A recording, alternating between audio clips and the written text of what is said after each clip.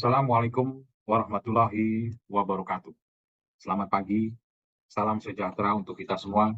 Om Swastiastu, Namo Buddhaya, salam kebajikan.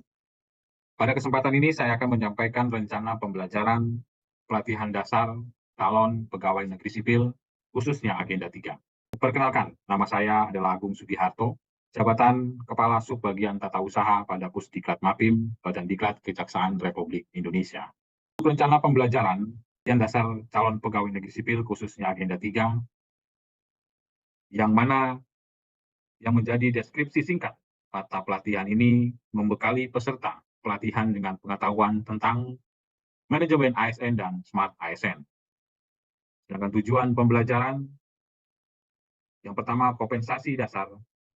Setelah mengikuti pelatihan ini, peserta diharapkan mampu memahami manajemen ASN dan smart ASN.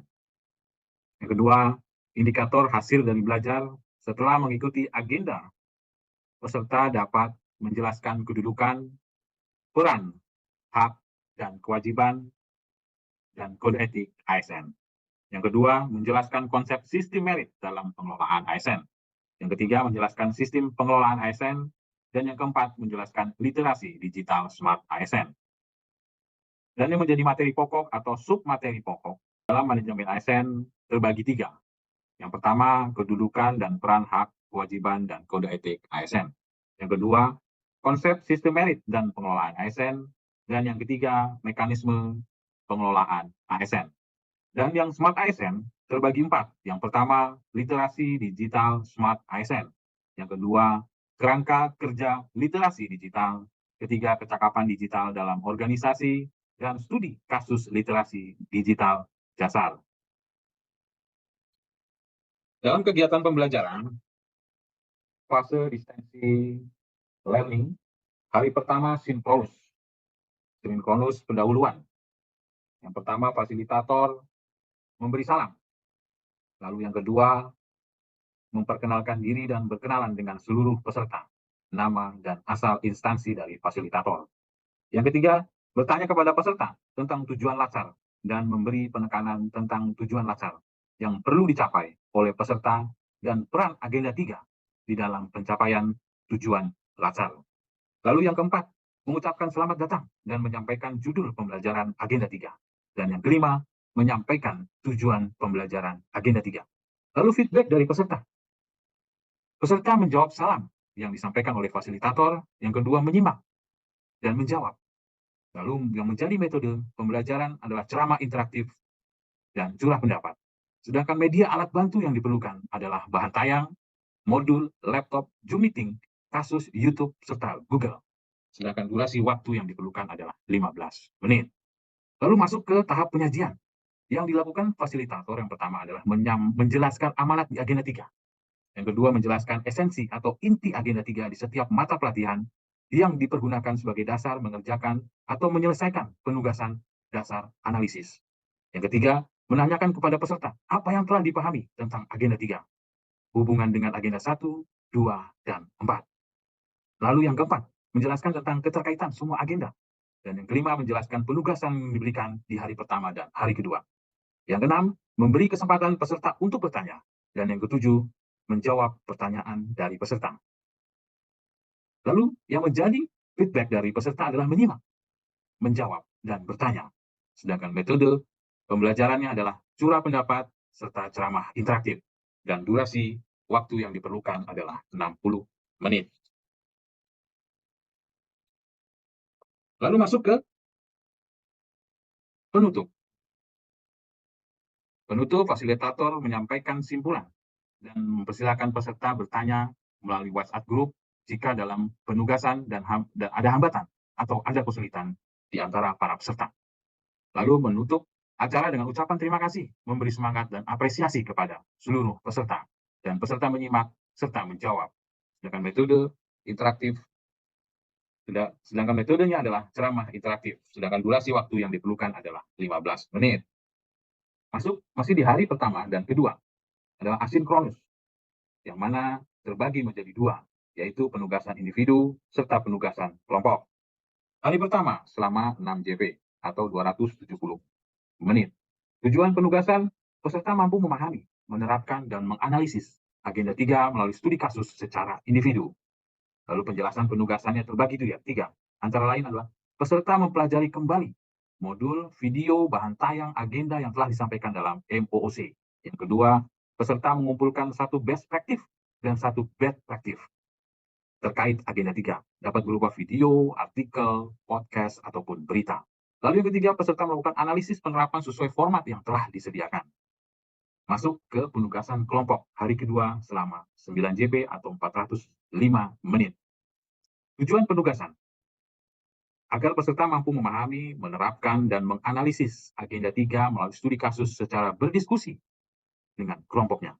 Lalu penugasan, di dalam penjelasan penugasan kelompok tersebut adalah masing-masing kelompok mempelajari kembali modul, PPT, video tentang agenda 3 yang telah diberikan dalam MOOC, serta masing-masing kelompok melakukan pengkajian secara kasus sesuai format yang telah disediakan. Lalu kegiatan fasilitator hanya memantau pembelajaran melalui WhatsApp group dan menilai hasil penugasan untuk selanjutnya dimasukkan dalam LMS, Kolakjar, ASN, Pintar. Sedangkan jumlah JP adalah 675 menit. Masuk ke hari 3. Hari 3 terbagi 2 kegiatan, yaitu pendahuluan dan pembahasan serta penutup. Yang menjadi tugas dari fasilitator adalah memberi salam, mengingatkan kembali kepada peserta tentang tujuan pembelajaran dan penugasan yang diberikan. Yang ketiga, membahas hasil penugasan individu, yang di dalamnya terdapat tugas dari fasilitator yaitu mempersilahkan peserta menyampaikan penerapan pelayanan yang bagus dan buruk di lingkungan pemerintahan, mempersilahkan peserta lain menanggapi dan dihubungkan dengan penerapan agenda 3, serta pembulatan dari fasilitator dan menanyakan kepada peserta mudah menemukan dan mengkaji best atau bad practice. Dan yang keempat adalah membahas hasil penugasan kelompok yang isinya mempersilahkan salah satu kelompok mempresentasikan hasil diskusi kelompok dalam mengkaji kasus yang telah disiapkan oleh fasilitator atau yang ditemukan secara mandiri oleh kelompok tersebut. Mempersilahkan kelompok lain menanggapi dan dihubungkan dengan penerapan agenda 3 serta pembulatan dari fasilitator. Dan yang keenam, mempersilahkan peserta bertanya. Lalu ketujuh, menjawab pertanyaan peserta. Dan tugas dari peserta atau feedback dari peserta adalah menjawab, menyimak presentasi, curah pendapat, menanggapi, lalu bertanya apa yang disampaikan oleh fasilitator. Sedangkan metode pembelajaran adalah curah pendapat, ceramah interaktif, dan presentasi. Sedangkan durasi waktu yang diperlukan adalah 120 menit. Lalu masuk ke tahapan akhir yaitu penutup. Fasilitator menutup acara dengan ucapan terima kasih, memberi semangat dan apresiasi kepada seluruh peserta. Lalu peserta menyimak serta menjawab. Sedangkan metodenya adalah ceramah interaktif dan durasi waktu yang diperlukan 15 menit. Kita masuk ke fase klasikal. Fase klasikal ada 2.